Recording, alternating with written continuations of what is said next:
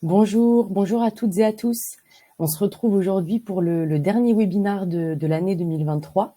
C'est toujours moi, Cyrielle Sané, CSM chez Sicaba, qui est expert en solutions intuitives et intelligentes au service de la prévention des risques professionnels.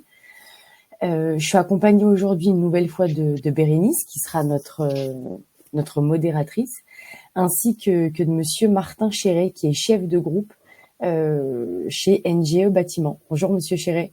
Bonjour. Le webinaire d'aujourd'hui, il va porter sur une thématique qui est bien précise. Il s'agit de l'exploitation des données des accueils sécurité. Et dans ce cadre, Monsieur Chéret va partager avec nous les objectifs attendus en mettant en place une solution digitale, les indicateurs qu'il juge indispensables à prendre en compte et les bénéfices qu'il aura pu observer ainsi que les potentiels nouveaux usages identifiés. Donc, comme à l'accoutumée, globalement, ce retour d'expérience va durer une trentaine de minutes. Et puis, on terminera par une session de questions-réponses sur la fin de cet événement. Pour interagir avec nous tout au long du webinaire, vous pourrez directement écrire dans la rubrique chat qui se trouve en bas à droite de votre écran. Et pour poser vos questions, vous avez également un onglet dédié qui s'appelle questions. Donc, c'est aussi en bas à droite de votre écran. Et c'est à partir de là qu'on pourra répondre également à vos questions à la fin du webinaire. Bérénice vous proposera des sondages durant la présentation. Donc, vous verrez apparaître ces sondages également en bas à droite de votre écran. Donc, n'hésitez pas à y répondre. Et puis, Monsieur Chéret pourra également rebondir sur les différentes réponses que vous aurez apportées. Et si jamais vous pensez ne pas avoir le temps de rester durant l'intégralité de la présentation, sachez qu'un replay sera toujours disponible sur le site internet de Sicaba. Dans un premier temps, je vais demander à Monsieur Chéret si vous pouvez nous présenter votre fonction et l'activité de votre entreprise. Alors, je vous parlais d'NGE Bâtiment, donc qui est une filiale en fait spécialisée du groupe NGE, donc, qui est basé en France et à l'international. Nous aujourd'hui, on est voilà, on se dédie au bâtiment en particulier sur 3 sites en France. Donc, le site historique qui est situé en Bretagne à côté de Rennes, un site à Massy et un site à Marseille, donc, ce qui nous permet d'avoir un rayonnement sur l'ensemble du territoire français. Donc on va construire tout type d'édifices, aussi bien de l'infrastructure publique que du logement, ou alors encore des petits trucs spécifiques comme voilà, de l'industriel ou ces choses-là. Aujourd'hui, moi, j'occupe un poste de chef de groupe travaux rattaché à l'agence de l'Ouest, l'agence de Rennes, et je m'occupe particulièrement du chantier du CHU de Nantes, où on a la chance de construire 2 bâtiments. Voilà, donc c'est 2 bâtiments qui serviront d'accueil à l'ensemble du public et de bureau pour le futur personnel du CHU de Nantes. Donc, voilà. Très bien. Et c'est dans ce cadre-là que vous avez mis en place la solution Sicaba Cast. Donc aujourd'hui, vous avez un accueil sécurité à destination du personnel NGE ainsi que les intérimaires, et c'est décliné en différentes langues. Donc vous exploitez en français, en portugais et en polonais. Et est-ce que vous pourriez nous expliquer comment la solution a été mise en place de votre côté? Alors en fait, c'est en 2022 où on a cherché en fait plein de solutions pour plein de thèmes différents, mais toujours avec comme axe de travailler le digital. Et du coup, c'est comme ça que moi j'ai découvert Sicaba pour la sécurité, parce qu'on s'est rendu compte que on faisait beaucoup d'actions sécurité, mais qu'on plafonnait en termes de résultats. Donc on a voulu s'assurer de la compréhension de nos équipes et de l'exploitation aussi de ce qu'on leur transmettait. Avec Sicaba, donc on s'est mis d'accord pour faire quelque chose d'assez flexible, et on l'a pu construire notre solution pièce par pièce. Donc la première chose laquelle on a été assez direct, c'était sur la construction et l'intégration des questionnaires dans la solution, c'est-à-dire qu'on a construit tout un module qui présente les règles de sécurité de l'entreprise, et ensuite on a fait tout un quiz qui permet de tester les connaissances de chacun de nos collaborateurs actuels et futurs. qui est intégré du coup dans cette solution. On a choisi aussi la traduction dans les trois langues, donc, enfin dans les deux langues, on va dire portugais et polonais, puisque on a à peu près 30% de notre, notre force de production qui est portugaise et 30% aussi qui est polonaise. Donc c'était pour s'adapter au mieux au niveau de compréhension de nos équipiers, et ce qui nous a permis d'être, enfin, on voulait, comment dire, garantir aussi le résultat des tests. Et c'est vrai que d'aller vers les langues maternelles, ça nous permet d'assurer une bonne compréhension et d'être sûr de ce qu'on va avoir comme résultat. Et ensuite, on utilise cette solution donc pour garantir un niveau de compréhension, ça c'est sûr, savoir exactement quel est le niveau de sécurité, c'est-à-dire en gros sur l'ensemble des questions qui vont être posées, combien vont être bonnes, et à l'échelle d'une personne et à l'échelle de l'ensemble de nos équipiers. Et ça nous permet de savoir là où il y a un manque. Donc, c'est-à-dire, on va voir les questions où les gens n'ont pas forcément bien compris et du coup vont se tromper. Et ça va nous permettre de dégager des thèmes qui ressortent assez vite. Donc voilà comment ça se passe. Très bien. Et alors, du coup, pour vous assurer de cette bonne compréhension, donc vous demandez à vos collaborateurs du groupe NGE de réaliser les accueils sécurité. Et alors, comment vous procédez? Est-ce que vous leur demandez de les réaliser à distance? Est-ce que vous leur avez mis à disposition des outils? Est-ce que vous leur demandez de les réaliser directement sur le site? Quelles sont les consignes que vous leur communiquez avant d'intervenir? Bon, alors déjà le côté pratique de la solution permet de se connecter de n'importe quel poste juste avec un lien et sans forcément d'identifiant. Donc ça c'est assez souple et du coup ça permet d'être très flexible. Alors nous, grosso modo, on va se découper en trois populations. Donc on va avoir la population des encadrants qui la plupart du temps va faire son accueil à distance avant d'arriver sur le chantier. On va avoir ensuite la population, on va dire nos compagnons qui sont sur chantier et qui sont des embauchés, donc CDI, CDD, pour lesquels on va mettre à disposition, donc en effet, des bornes, des ordinateurs, tablettes ou bien leur même portable pour faire le test lors de leur arrivée sur site.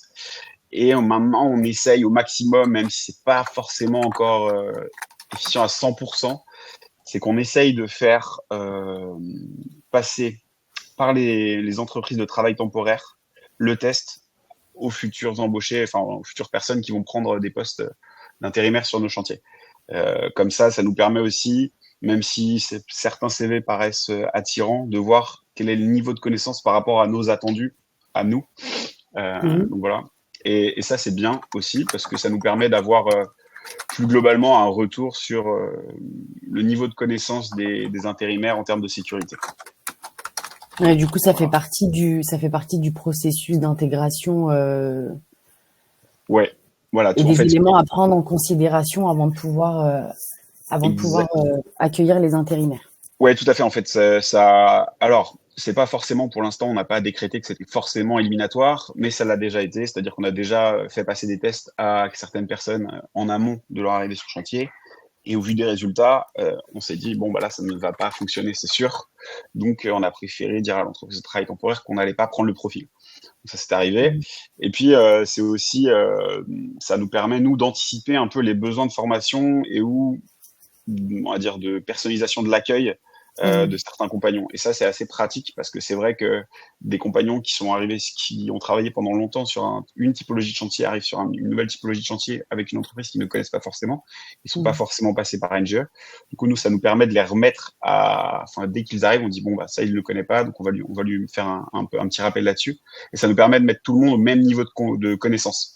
Et ça, c'est assez pratique puisque quand on va faire des rappels sécurité après sur le chantier, on sait que tout le monde a le même niveau de connaissance et ça permet de piloter la politique sécurité un peu plus facilement au quotidien pour nos encadrants terrain. C'est ça. Très bien. Je me permets, Cyrielle, on a une remarque de Bruno qui nous dit que pour les langues, il ne faut pas oublier l'arabe car certaines entreprises ont beaucoup de ressortissants d'Afrique du Nord. Alors, oui, effectivement, on a différentes typologies de publics.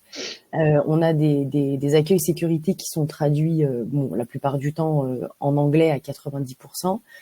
On a également du chinois, on a du portugais, on a de l'italien. On s'adapte vraiment en fonction de la typologie de public que les clients vont accueillir. Et pour répondre à la question, nous c'est vraiment une volonté de notre entreprise, puisque du coup, cette solution s'adaptant à l'entreprise, elle s'adapte à notre population, et comme je vous l'ai dit, elle est représentée, enfin, voilà, un tiers français, un tiers polonais, un tiers portugais. C'est C'est ça, vrai c'est que voilà, représentatif. et quand on en a discuté, du coup, par exemple, avec un de nos sous-traitants qui est Sandin, du coup, qui est en majeure partie des personnes qui ont plus une appétence pour l'arabe, en effet, là, la question s'est posée.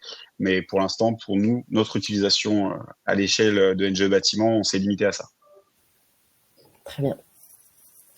En espérant avoir répondu à Bruno. Monsieur Chéret, est-ce que vous pouvez nous dire un petit peu plus en détail quelles étaient vos attentes face à cette digitalisation?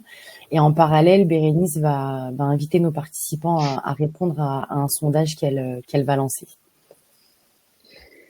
Alors, les attentes, tout d'abord, elles étaient de rassurer nos encadrants sur la connaissance en termes de sécurité de nos compagnons équipiers.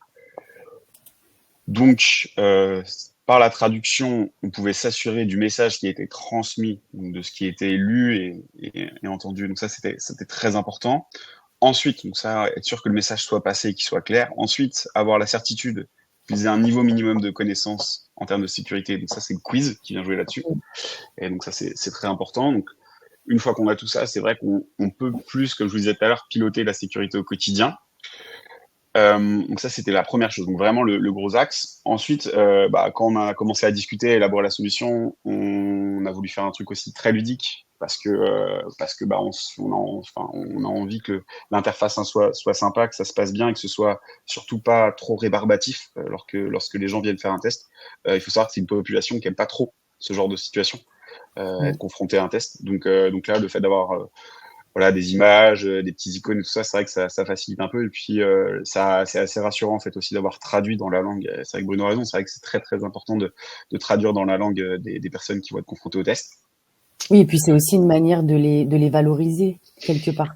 Oui, parce qu'en fait, du coup, voilà, ils ont bien compris qu'ils étaient des gens à part entière, et du coup, c'est très important pour l'entreprise de leur montrer voilà, nous aussi, l'entreprise s'est adaptée à eux et qu'il n'y a aucun sujet avec ça. Donc ça, c'est plutôt ça. Donc c'est donc un peu le sujet sur les 3 premiers points: connaissance des consignes, l'outil ludique et accessible, et puis multilingue.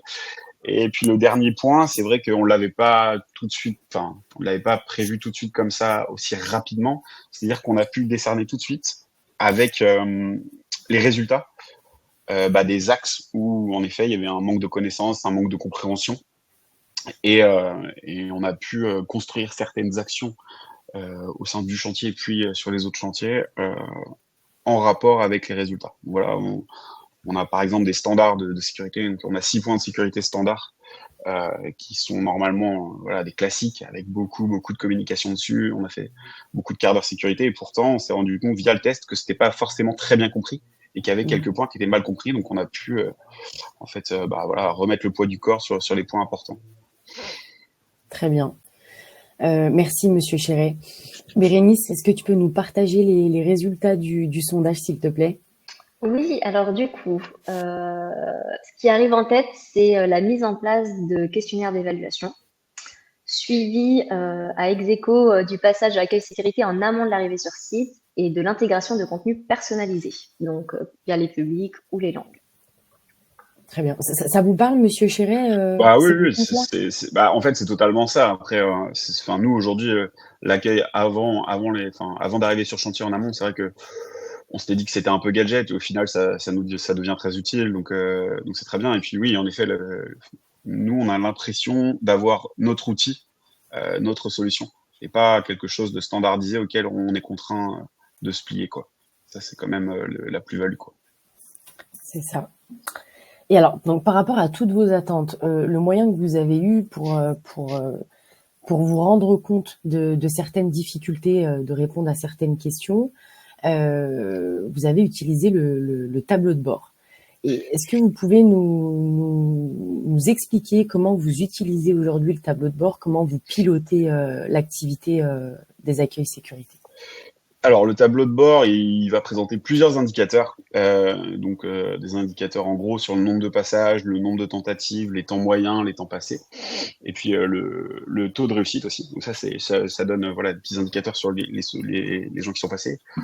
Au-delà de ça, on a le détail de chacun des passages, ce qui nous permet, si besoin, d'aller chercher là où ça pêche pour un compagnon. Euh, et puis aussi, ça nous permet de sortir des attestations, et ça, c'est assez valorisant, par exemple, pour le public intérimaire qui est très content d'avoir son petit papier, j'ai validé la formation.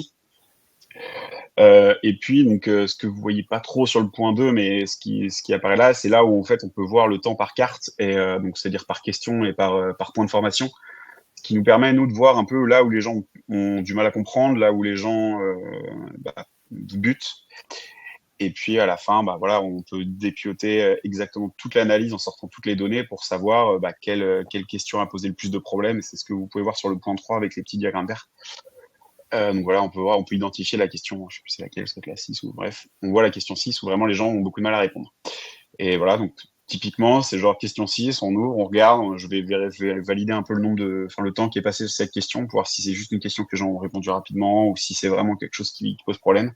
Et puis une fois qu'on s'est dit ça, on regarde l'action qu'il y a à mettre en place en face et on la met en place sur tous les chantiers, donc soit sous formation, soit un petit quart d'heure sécurité, soit on fait venir un intervenant extérieur pour apprendre quelque chose. Par exemple, nous, on a eu quelques sujets sur des éléments, enfin, sur des questions sur les grues.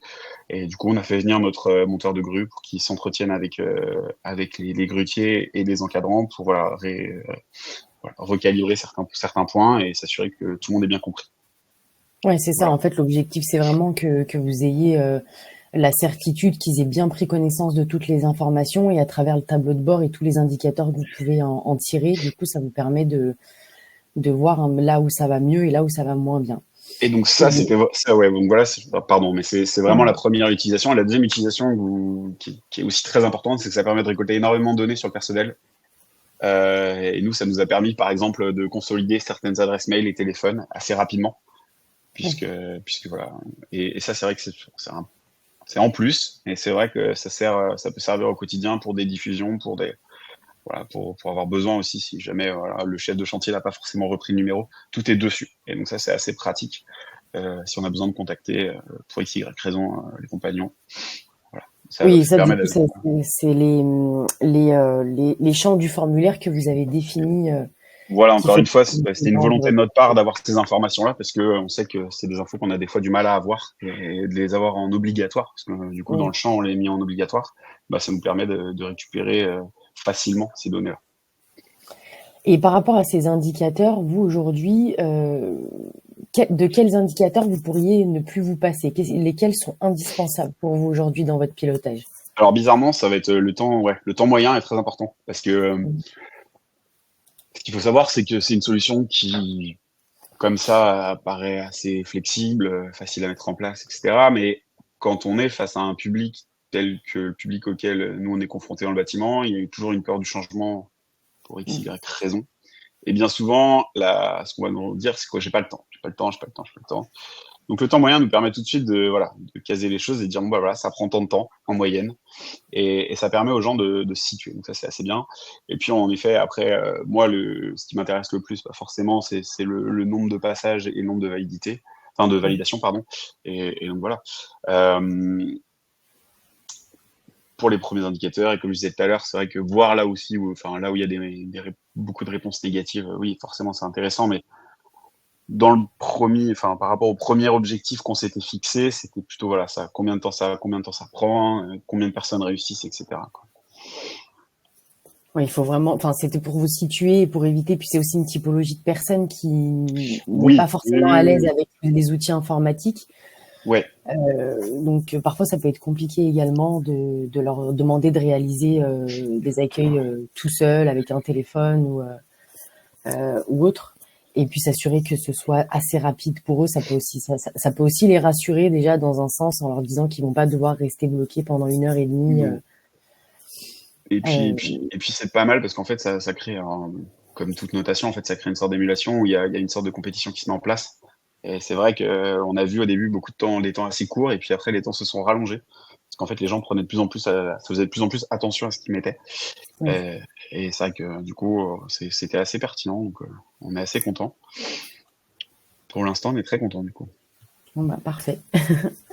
Et alors, par rapport à la réponse de Monsieur Chéret, on aimerait bien connaître votre avis sur les indicateurs qui sont potentiellement indispensables ou importants pour vous. Donc, Bérénice va lancer un sondage et je vous invite donc à y répondre.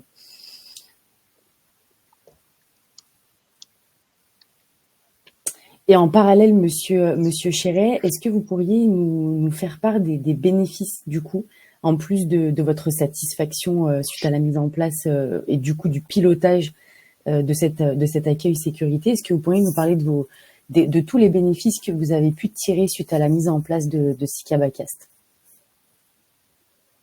Bah, le premier, c'est que on gagne en certitude sur ce que savent les gars. Ça, c'est évident. C'est évident parce qu'il est beaucoup plus facile. Voilà, dès qu'on pose une question sur un sujet, c'est vrai que enfin, les gens percutent beaucoup plus. Donc ça, c'est vraiment le gros plus. Et puis surtout, nous, ça nous a fait gagner du temps parce qu'on faisait des fois beaucoup d'incités sur des points de sécurité et au final, c'était pas les bons.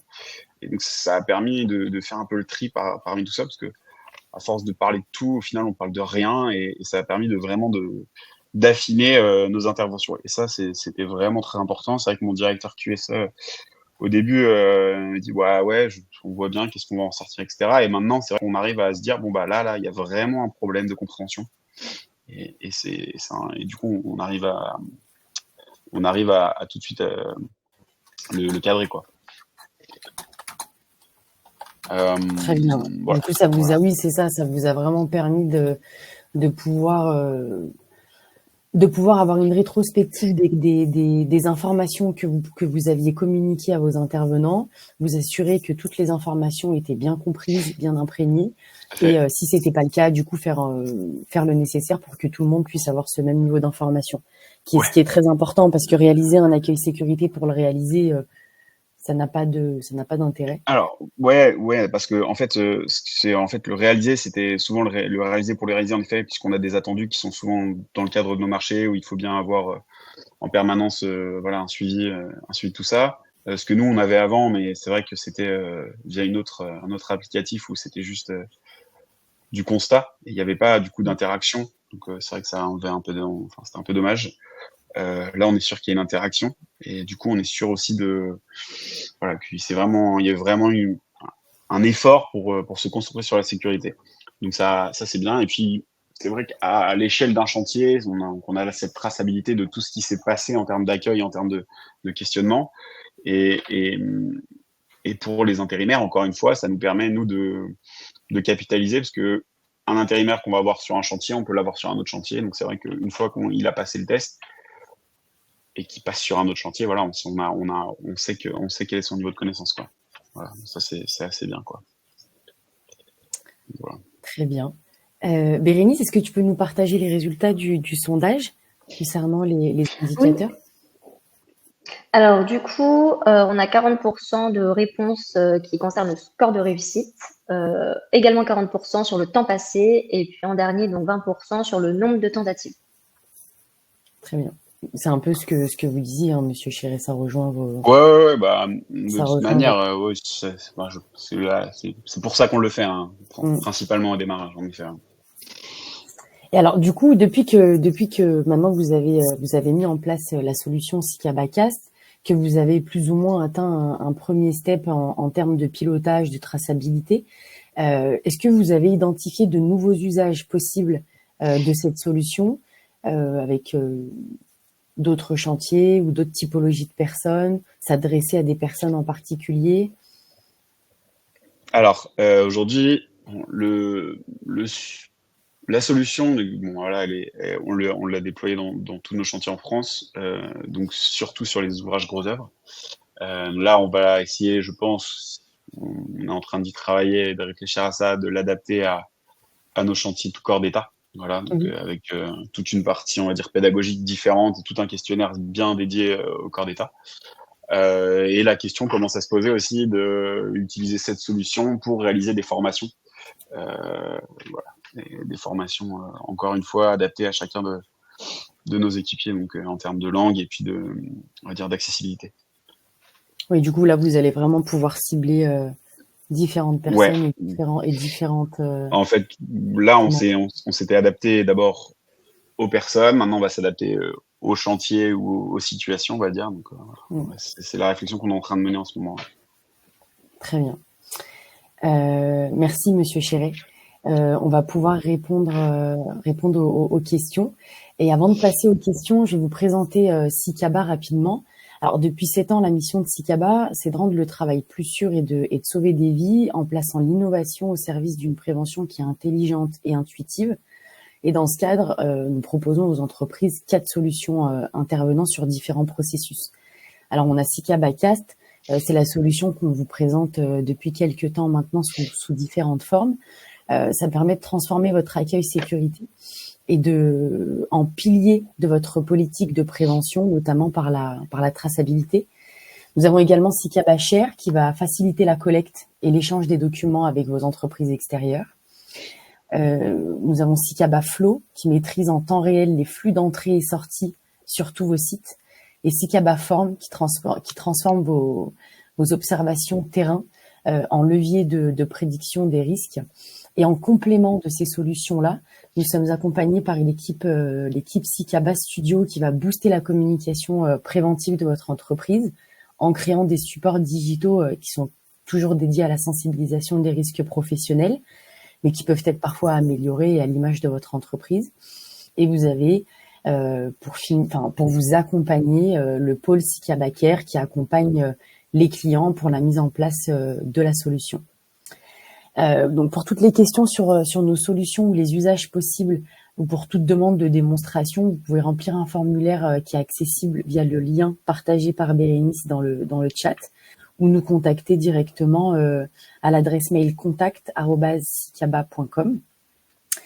Et alors, je suis pas sûre que tout le monde ait vu passer l'information, mais à l'occasion du lancement de notre agence spécialisée en culture sécurité, on vous propose jusqu'au 24 décembre un calendrier de l'Avent digital qui vous permet de gagner de nombreux lots et ainsi qu'un concours pour tenter de gagner un contenu prévention d'une valeur de 5 000 euros. Donc, je vous invite à consulter toutes ces informations que Bérénice va vous communiquer dans le chat et pouvoir y participer et tenter votre chance. Et on va pouvoir répondre à toutes vos questions. Alors, du coup, la première question. Alors, on a Léa qui a loupé le début de la présentation. Donc, elle se demande sous quelle forme est passé l'accueil sécurité. Est-ce que c'est une vidéo, un PDF? Et est-ce que le questionnaire s'affiche tout de suite après? Monsieur Chéret, vous voulez leur expliquer comment se déroule votre accueil sécurité? Ouais, Enfin, pas de allez. problème. Alors, ce que je vais faire, c'est que je vais vous expliquer comment il est le nôtre et ce qui peut être autrement. C'est qu'en fait, aujourd'hui, nous, c'est un PowerPoint qui va on défile plusieurs slides, donc qui sont tout un thème de formation pédagogique, hein, des rappels, voilà, avec des images pour essayer d'expliquer au mieux. On a aussi intégré une petite vidéo de présentation de l'entreprise, voilà, pour que ce soit un peu plus sympathique. Et ensuite, une fois qu'on a cette partie-là, en effet, on commence le questionnaire avec, donc en fait, c'est 20 questions qui sont tirées au sort parmi plusieurs questions. Voilà, donc en fait, c'est aléatoire à chaque fois. C'est-à-dire que si une personne qui va faire 2 fois le questionnaire, va pas retomber sur exactement les mêmes questions les unes à la suite des autres. Et voilà, et à la fin, la personne a son résultat, donc si c'est bon ou pas. Voilà à peu près comment c'est fait. Donc après, dans le questionnaire, c'est pas forcément que des QCM, ça peut être aussi des choix. Enfin voilà, si c'est bien, pas bien, c'est cliquer sur une image. Enfin voilà, donc il y a plusieurs typologies de questions. C'est aussi pour ne pas rendre les choses un peu ennuyantes. Donc, voilà. Et puis, il y a aussi différentes possibilités d'organisation de son accueil sécurité. Donc, ça peut être différentes slides, différentes cartes de contenu. Donc, c'est des images fixes auxquelles on peut ajouter, par exemple, de l'audio avec de la voix off.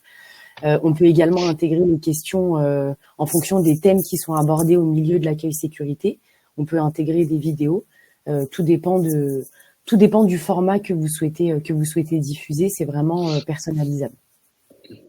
On a fait vraiment le truc le plus simple possible. Voilà. Du coup, Léa rebondit à votre réponse et elle se demande si le passage est fait en amont de la présence dans l'entreprise, comment assurez-vous la confidentialité de votre support pour éviter le vol entre entreprises? Alors en fait, c'est un outil qui est ce qu'on appelle donc SaaS, c'est-à-dire que ce n'est pas un logiciel qui est installé sur un ordinateur. C'est simplement après une identification, on a un défilement. Alors les personnes qui réalisent les accueils sécurité en fait défilent, mais ne peuvent pas télécharger les vidéos, ne peuvent pas télécharger les contenus audio qui sont directement présentés depuis la plateforme. Alors, il y a quand même, voilà, il y a quand même entre guillemets, un risque. C'est-à-dire que oui, bien sûr, une personne peut défiler l'accueil et screener chaque page, hein, il n'y a pas de sujet. Au-delà de ça, on parle de sécurité. Donc pour nous, en tout cas, comme c'est pas une formation spécialisée sur des sujets qui peuvent être un petit peu touchy dans d'une entreprise, mais simplement de la sécurité, qu'ils le prennent. Hein, franchement, je leur laisse. Hein, c'est pas très grave et au contraire, si ça peut les aider dans leur politique, tant mieux. On n'a qu'à tous se tirer vers le haut. Après, nous, on n'a rien à cacher de toute manière. Donc on a fait attention à ça quand on en a parlé parce que ce serait aussi se mettre en porte-à-faux que de poser des questions qui sont un peu litigieuses.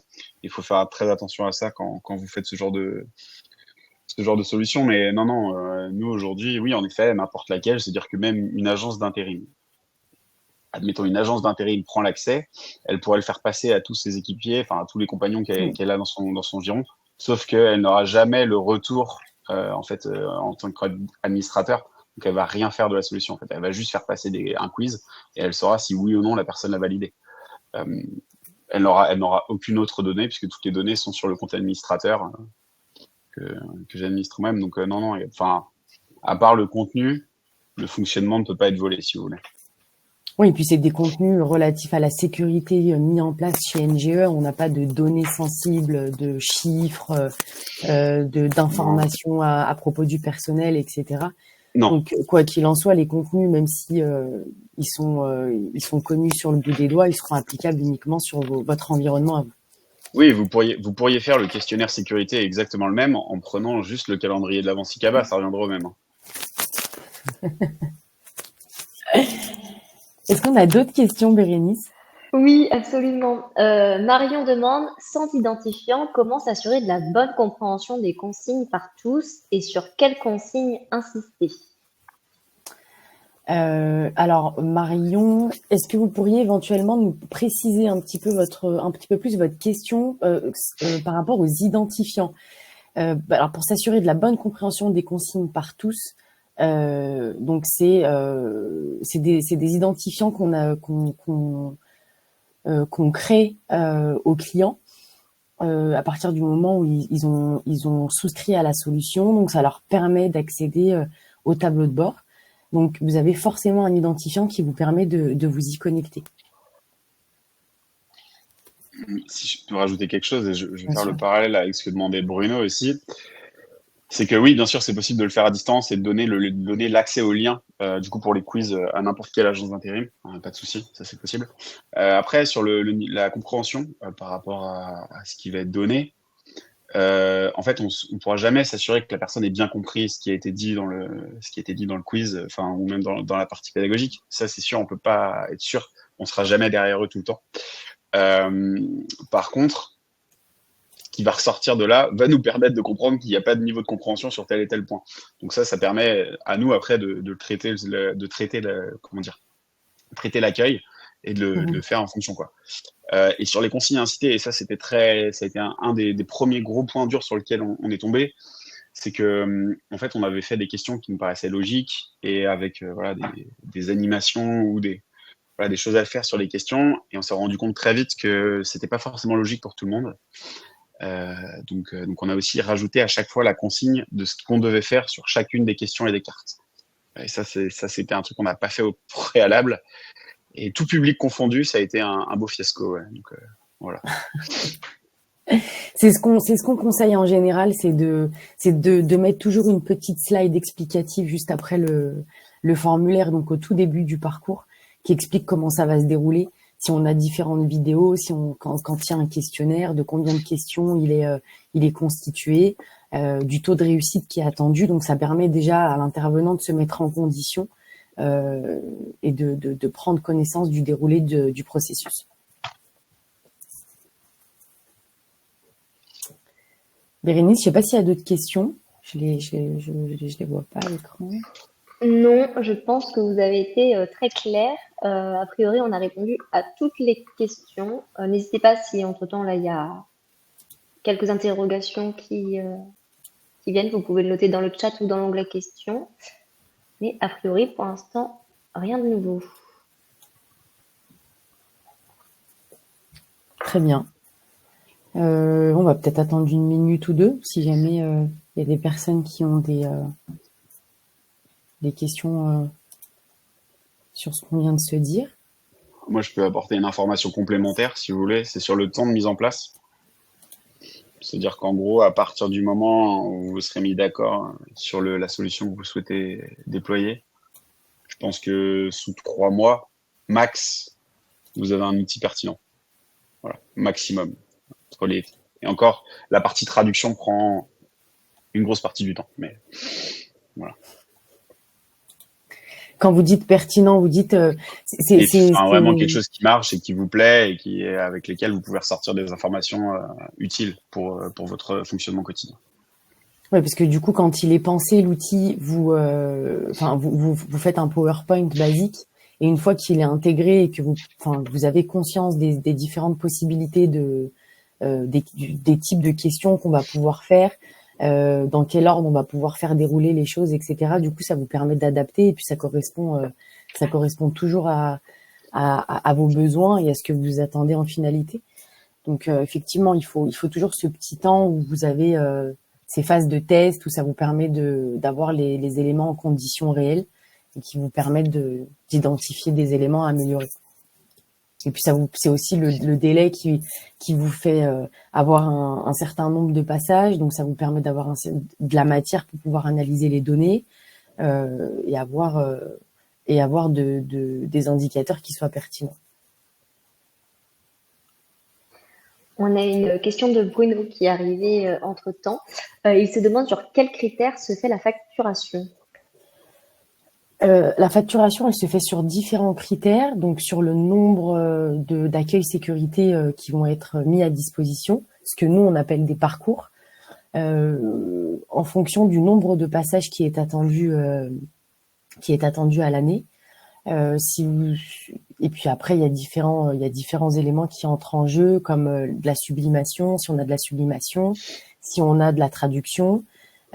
Si c'est nous qui faisons la traduction, si c'est vous qui nous communiquez les éléments déjà traduits, mais du coup vous allez tout de même exploiter une langue traduite. Enfin voilà, c'est vraiment ça, c'est vraiment tous les éléments qui viennent en second plan, mais dans un premier temps, sur les premiers éléments sur lesquels on se base, c'est les nombres de parcours et les nombres de passages à l'année.